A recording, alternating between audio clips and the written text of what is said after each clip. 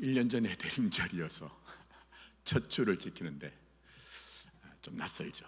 그래서 이제 소망의 초를 켰는데 교독을 해야 되는데 1년 전에 또 하고 인도자가 얘기를 안 하니까 익숙치 않아서 따라오지 못하셨는데, 낯선 것은 늘 도전입니다.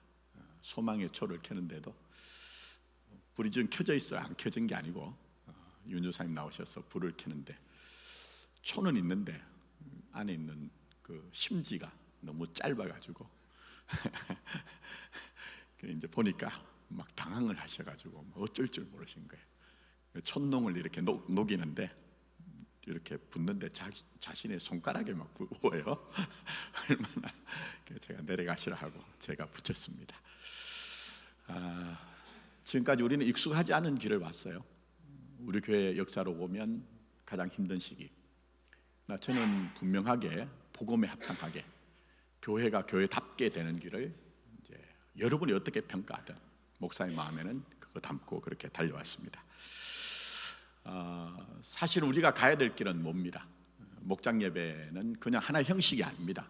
신약 교회의 회복의 내용을 담고 커다란 변화를 했고 많은 분들이 참여를 하셨고 지금은 한 40% 정도가 참여하고 있는데, 주님 오실 때까지 복음 안에 있는 공동체, 서로를 돌보는 공동체가 되기 위해서 또 힘써 우리가 함께 가야 될 것 같고, 100주년 앞둔 내년을 이제 준비하면서 계속 단계가 모입니다. 매주마다.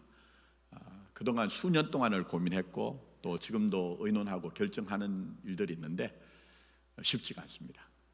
그 가운데는 지금 시대 형편, 우리의 형편을 따라서 조정해야 될 것도 많이 있습니다. 그럴 때 안정적으로 조용하게 그렇게 하는 게 교회의 실력입니다.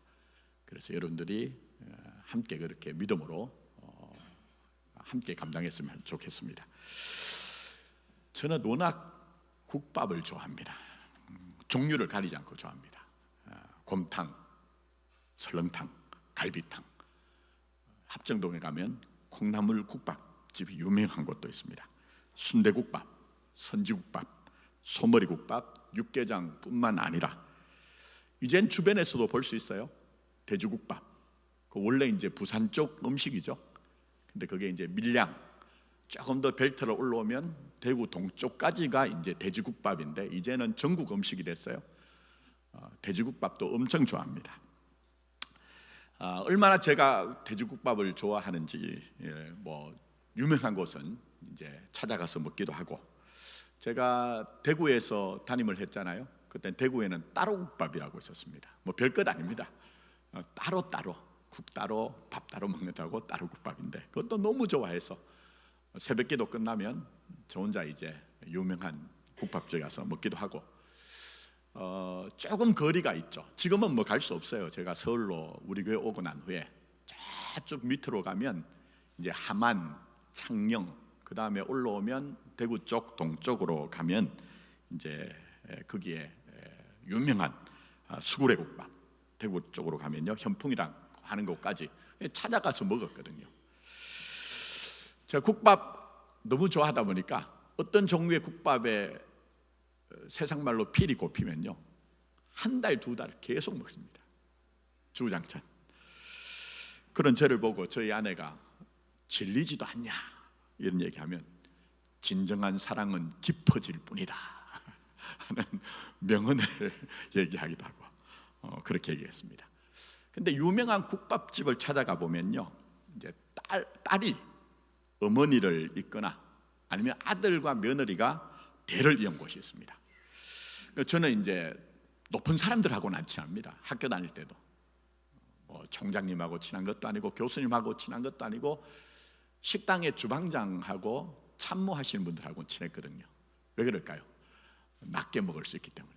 잘 이렇게 관계를 맺어놓으면 저를 보면 날 이렇게 반찬이라도 하나 더 주고 했거든요. 그 식당에 제가 유명한 식당에 그렇게 대를 잇는 곳에 가면 기회가 되면 이제 얘기를 해요. 이런저런 얘기를 하다 보면 대체로 하는 얘기가 있습니다. 그게 뭐냐 하면 어머니의 앞선 세대의 뒷모습을 보고 배웠다는 거예요. 많이 그런 얘기 들으시죠? 그런 얘기 듣습니다. 그래서 여러분, 삶이라는 것은요, 뒷모습이 무섭습니다. 뒷모습이. 자, 오늘 본문은 예수님 족보입니다. 본문의 족보는 예수님의 태어나심과 함께 구약의 장구한 역사가 마무리되었다는 것을 담고 있습니다. 자, 그러나 마무리는 끝이라는 얘기가 아니에요. 끝이라는 얘기가 아닙니다. 자, 23절 보시면은 하나님이 우리와 함께 계시다. 이게 무슨 얘기죠? 임마누엘입니다. 하나님이 우리와 함께 계시다는 임마누엘이라고 하는 세상에 허락되지 않은 복을 예수로 인하여 너에게 주었다, 이 내용이 있는 겁니다. 그러니까 구약의 장관 역사가 끝났다, 이 정도가 아니고요, 그걸 이제 담고 있습니다. 자, 이를 설명하기 위해서 나코라는 얼개 속에 등장하는 많은 사람들이 있죠. 이들이 보여준 모든 행적은 예수님께로 수렴이 됩니다. 예수님께로. 그리고 마치 국밥집을 이어받은 딸이나 아들, 며느리 입장처럼 우리에게 주어진 복이 뭐라고요? 임마누엘이라는 거예요. 임마누엘이다, 이걸 얘기하고 있습니다. 자, 우선 임마누엘을 이해하기 위해서는 함께하는 상대가 얼마나 중요한가 하는 것들을 여러분이 아셔야 됩니다. 자, 예를 들면 한 인간에게 불가피하게 선택이 아니라 주어진 존재는 부모입니다. 근데 제가 과거에 상담을 하다 보면 애석하게도 어릴 때 부모로부터 육체적으로, 정서적으로 굉장한 폭력이나 아니면 아주 강한 불화에 노출되었던 분들이 계십니다. 그런 분에게 부모는 어떤 존재일까요? 부모는 그리움과 추억일까요? 아니겠죠. 깊고 깊은 상처로 남아 있습니다. 상처는 분명 과거와 관련이 있어요.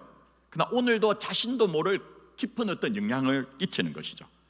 극단적으로 보면 예를 듭니다. 결혼하지 않으려고 합니다. 왜 그렇습니까? 부모가 너무 아찔하기 때문에 그렇습니다. 끔찍하니 나는 결혼하지 않겠다. 또 결혼을 해도요, 어떤 경우에는 아이를 낳지 않으려고 합니다. 왜 그렇습니까? 나도 자칫하면 내 자식에게 고통을 줄 수 있다는 두려움 때문에 그렇습니다. 자, 심각한 예를 들었지만 내가 누구와 함께 하느냐 할 때에 그 상대가 굉장히 중요합니다. 그 상대가 굉장히 중요합니다. 뭐 제가 극단적인 예를 들었습니다만 그 정도가 아니라 정상적인 관계라고 해도 불편할 수 있는 상대가 있습니다. 불편할 수 있는 상대.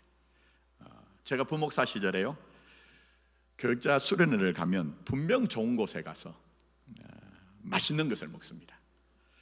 그러나 돌아오면 너무너무 피곤했어요. 너무너무 피곤했어요. 왜 그랬을까요? 분명 제가 모셨던 담임 목사님 두 분은요, 너무 존경스러운 분이었어요. 그 시대 목사님들과 달리 정말 존경스러운 분이셨는데, 그러나 부목사에게 담임 목사님들은요 무거워요. 무겁습니다. 그런데 담임 목사님과 함께 한다는 것은요, 아무리 좋은 곳에 가서 아무리 좋은 것을 먹어도 정말 불편한 일이거든요. 자, 그러니 좋은 곳에 가가지고 담임 목사님은 와, 아름답다 이렇게 얘기를 하셔도 그 옆에서 맞장구를 칠 수가 없습니다. 와, 멋있다고 맞장구를 칠 수가 없어요. 또 좋은 식당에 가가지고 맛있는 음식을 먹을 때 담임 목사님은 맛있다고 얘기를 해도 또 그렇게 할 수 없습니다. 혹이라도 실수할까 해가지고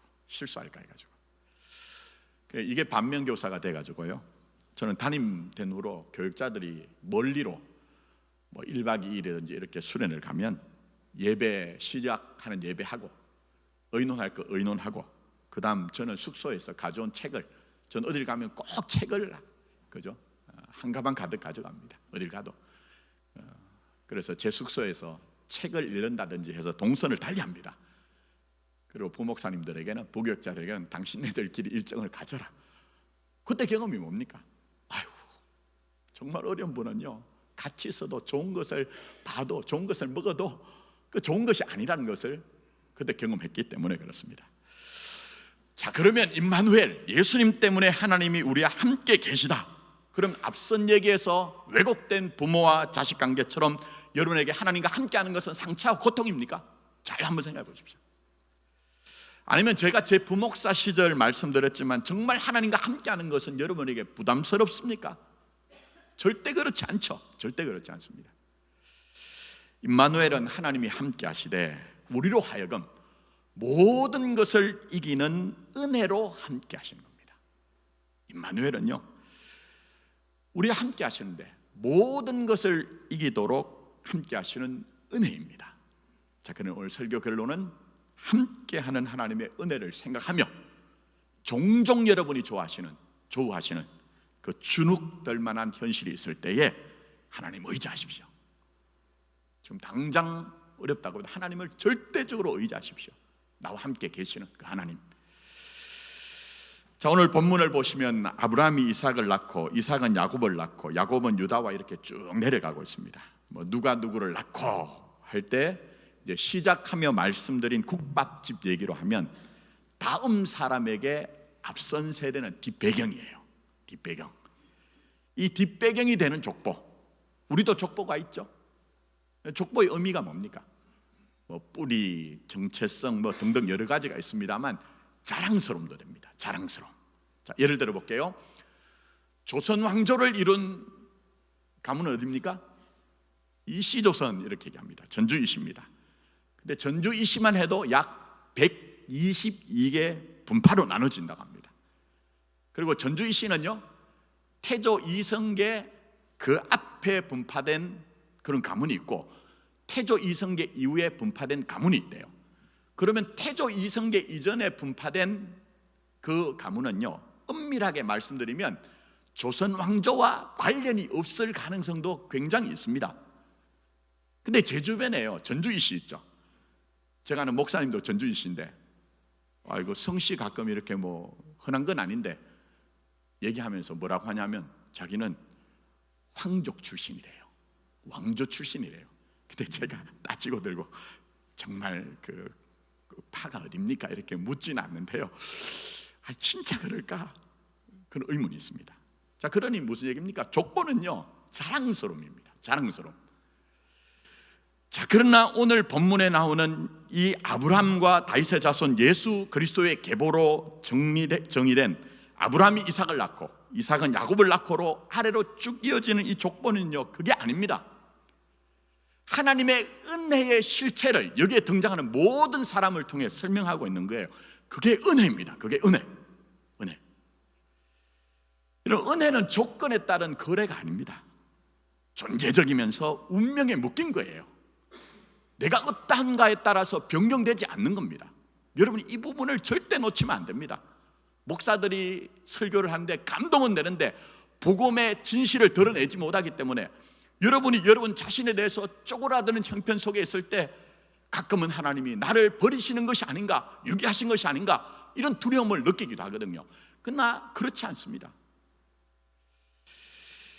그걸 보여주는 것이 부모의 사랑이죠. 특히 어미의 자식을 향한 사랑. 물론 제가 시작하며 육신의 부모가 가진 사랑이 완전한 것은 아니다, 그렇게 말씀드렸습니다. 그러나 사실은요, 정상적인 부모라면요, 자식이 어떠하더라도 평생을 묶어서 안고 갑니다. 그렇죠? 그 농담 삼아 얘기한 게 뭡니까? 부모에게 자식은 평생 동안 AS 대상이다. AS 대상이다. 하나님이 그렇습니다. 여러분과 함께하는 하나님이 그렇게 절절하십니다. 여러분에게. 현재는 이제 목사 사모인 저희 누님, 저희 자영이 이제 노회장이 됐다고. 저는 그건 관심도 없는데 누나가 상당히 흐뭇해하더라고요. 근데 저희 누님이 결혼 전에 또 결혼 후에도 저희 매형이 목사 안수 받기 전까지 교사를 했습니다. 중학교, 고등학교. 장애인을 가르쳤거든요, 학교에서. 근데 그 부모님들, 특히 어머니들 면담을 해보면 하시는 얘기가 이런 얘기를 하신대요. 나보다 자식이 하루만 더 일찍 천국을 갔으면 좋겠다, 그런 얘기를 한대요. 왜 그런 얘기 할까요? 나중에 이 땅에 남을 자식에 대한 걱정 때문에 그렇습니다. 걱정 때문에. 그 정도로 간절하고 절절한 것이 자식을 향한 어미의 사랑이죠. 어미의 사랑입니다. 성경에 보시면 혹시라도 어미가 자식은 잊을지라도 나는 너희에 대해서 그렇지 않다, 이렇게 말씀하시죠. 그 임마누엘의 하나님의 사랑이 그렇다는 겁니다. 자, 당장 아브라함과 다윗의 자손 예수 그리스도의 계보라고 할 때 아브라함과 다윗은 완벽과 완전의 전형입니까? 한번 잘 생각해 보십시오. 아니죠. 자, 분명 믿음의 조상이라고 하는 아브라함을 보면 헛투성이입니다. 헛투성이. 자, 예를 들어 볼게요. 창세기 12장에 보면 아브라함이 하나님의 축복의 약속을 따라 가나안 땅에 들어옵니다. 근데 기근이 들어요. 심각한 문제죠. 생존의 문제죠. 그래서 남쪽으로 내려가다가 세상의 상징이라고 할 수 있는 애굽으로 들어갑니다. 그런데 그곳에서 사람들이 아름다운 자기 아내 사라를 보고 혹이라도 나쁜 마음을 먹고 자기를 죽이고 아내를 강탈할까 하여서 머리를 굴려 꾀를 내죠. 누이라고 하자, 누이라고 하자. 그래서 애굽의 바로가 사라를 이제 취하잖아요.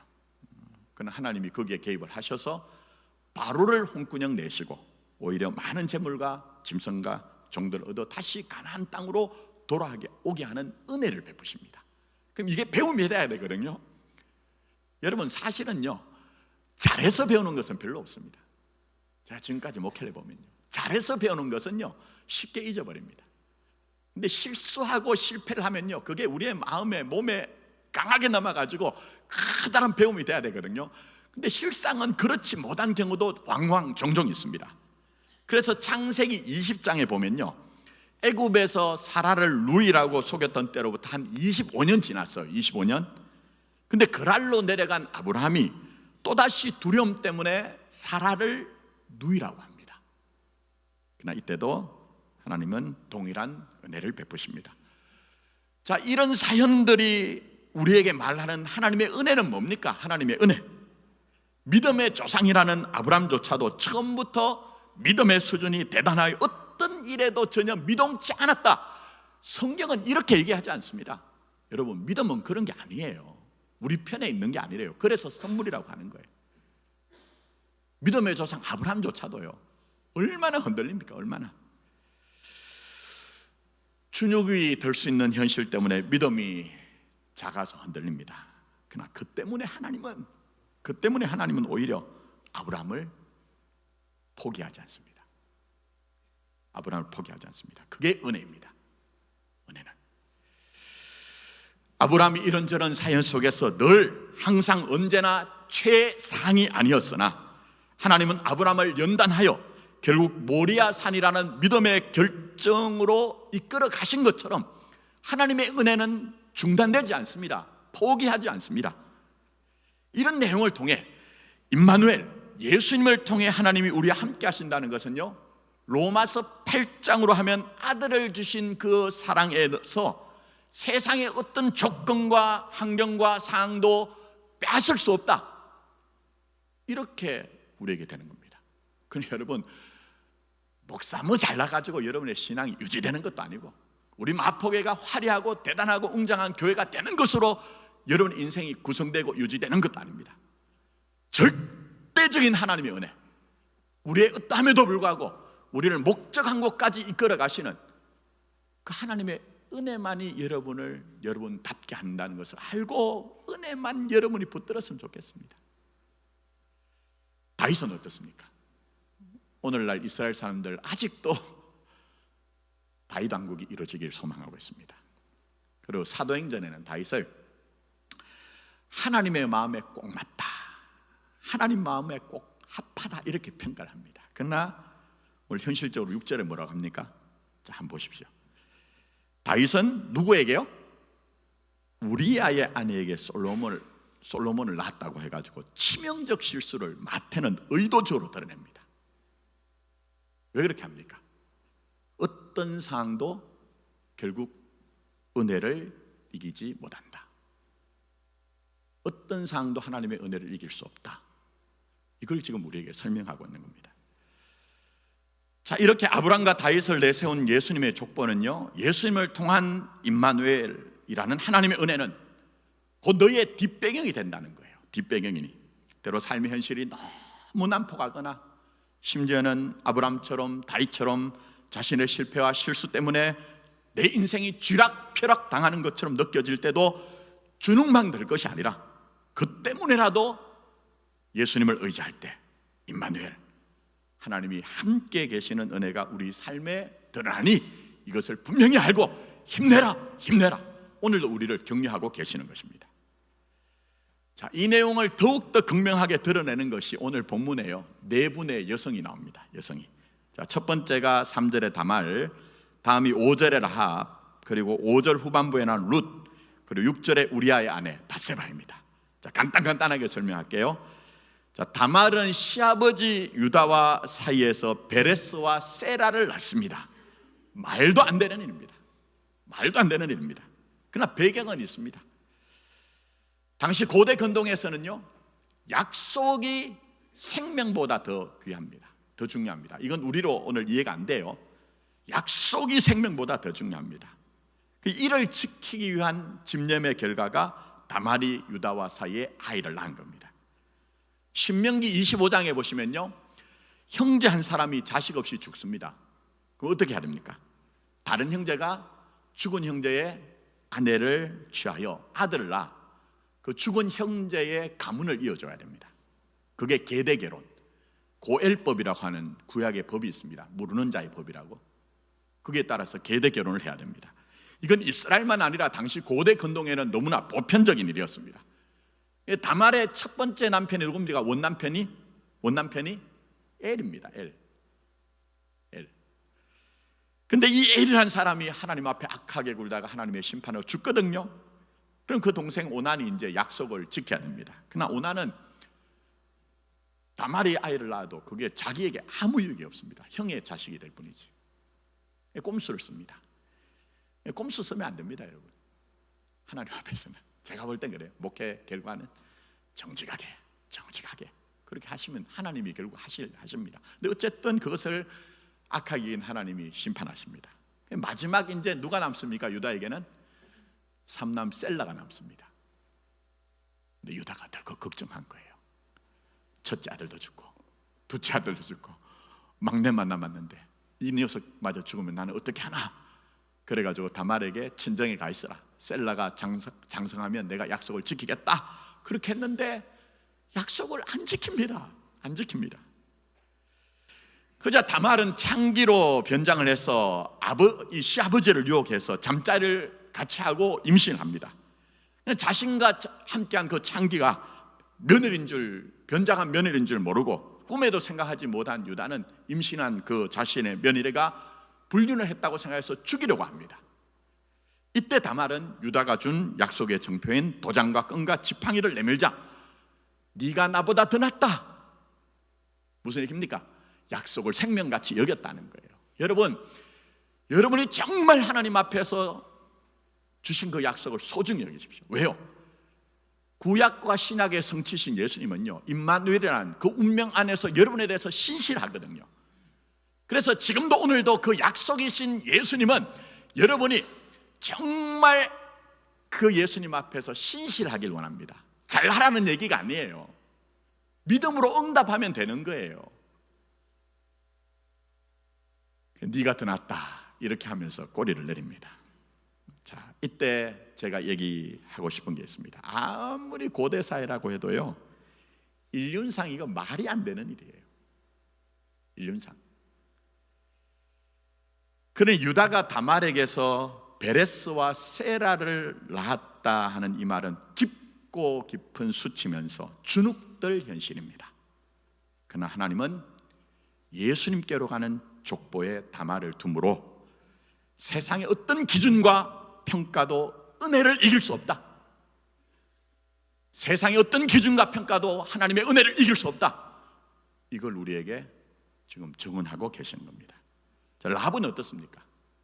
라합 이방인일 뿐만 아니라 당시 가나안 문화는요, 여러분 아시듯이 아주 문란한 문화를 갖고 있었습니다. 근데 이 라합은 그곳에서 웃음을 팔고 인생을 팔고 몸을 팔던 창기였습니다. 그러니 더 말해서 뭘 하겠습니까? 이조차도 하나님의 은혜가 모든 것을 이긴다. 하나님의 은혜가 모든 것을 이긴다. 이걸 우리에게 증언하고 있는 겁니다. 자, 룻은 어떻습니까? 원래 모압 여인입니다.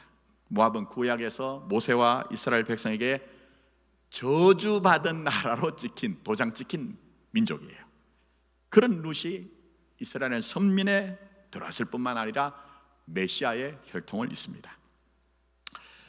자, 우리아의 아내 밧세바는 신앙의 본분을 잃어버린 다윗이 완전히 안면 몰수하고 저지른 간음 사건과 살인 사건의 피해자입니다. 피해자. 그러나 다윗과 밧세바 사이에 여드디어 하나님의 사랑을 받는 자란 아들 솔로몬을 주십니다. 이건 무슨 얘기일까요? 하나님의 사랑은 깊고 깊은 상처를 덮고도 남는 사랑이라는 거예요. 그걸 우리에게 얘기를 하고 있습니다. 여러분 한번 잘 생각해 보십시오. 살다 보면 여러분이 정말 칼에 베인 것처럼 깊은 상처가 남은 그런 인생의 사연들 다 있잖아요. 근데 그게 해결이 잘 되던가요? 저는 목사지만 그게 잘 안 돼요. 어떨 때 잠을 자다 가다가요, 꿈에서라도 그런 일들이 재현되고 반복되면 벌떡벌떡 일어납니다. 어떻게 해야 됩니까? 어떻게? 함께 계시는 하나님의 위로만이 그 상처를 걷어내고 우리를 온전케 하는 겁니다. 그뿐만 아니라 솔로몬의 뜻이 뭡니까? 솔로몬, 샬롬과 연관이 있습니다. 평화, 평화스러운 그런 뜻입니다. 요한복음 14장 27절에 평안을 너에게 끼치노니 곧 나의 평안을 너에게 주노라. 내가 너에게 주는 것은 세상이 주는 것 같지 아니하고라고 할 때에 그 실체를 구약에 담고 있습니다. 그림으로. 주눅들 만한 고통과 상처의 현실을 예수님이 십자가 사랑으로 안는 방식으로 임하게 한다는 것을 다윗이 우리아의 아내를 통해 낳은 솔로몬을 통해 이렇게 내가 너희들 안에 평화를 이루어간다, 화평을 이루어간다, 안정을 이루어간다, 이걸 보여주고 계신 겁니다. 임마누엘은요 간단한 게 아닙니다. 임마누엘은 우리의 주눅들 현실을 이기게 하시는 은혜의 가치와 능력이니 히브리서 4장 16절에 우리가 긍휼하심을 받고 때를 따라 돕는 은혜를 얻기 위하여 어디로 나가야 되죠? 어디로? 한번 대답해 주시면 목사가 한 주 내내 고민한 고생한 보람이 있을 것 같습니다. 우리 교회는 총체 말이 없어요. 은혜 보좌 앞에 나가시면 됩니다. 어떻게 나갑니까? 쫄지 말고 단단히 나가시면 됩니다. 왜요? 제가 지금 다 설명하지 못했지만 구약에 나오는 사람들 통해 우리에게 지금 보여주신 것 아닙니까? 그래 여러분, 은혜 보좌 앞에 나가 긍휼하심과 때를 따라 돕는 은혜를 얻음으로 최종 승리를 얻는 복이 여러분에게 있었으면 좋겠습니다. 자, 말씀했습니다. 아름다운 이 땅에 금수강산에라고 시작하는 한국을 빛낸 100명의 위인이라는 노래가 있더라고요. 단락마다 어떻게 끝난지 아십니까? 역사는 흐른다 이렇게 됩니다. 그게 역사입니다. 근데 예수님의 족보는요 그처럼 찬란한 역사를 얘기하는 것이 아닙니다. 업적 얘기가 아닙니다. 임마누엘, 항상 함께하는 하나님의 은혜는 우리의 실패와 실수, 치명적 오류조차도 덮는다. 덮는 정도가 아니라 주눅 들게 하는 현실이 있다면 은혜의 능력으로 이겨가신다. 이 내용을 담고 있습니다. 아주 유명한 국밥집 딸이나 아들, 며느리가 어머니의 뒷모습을 보고 배운 국밥 실력이 무서운 것처럼 예수님 족보에 담긴 사람들을 통해 세상에 허락되지 않은 임마누엘의 복이 예수님을 통해 주어진 것을 알게 됐다면 항상 함께하는 하나님을 의지함으로 여러분에게 주눅들 수 있는 현실이 오히려 임마누엘의 복을 확인하는 그런 놀라운 복이 있는 자리가 되기를 예수님의 이름으로 축복합니다. 기도드리도록 하겠습니다.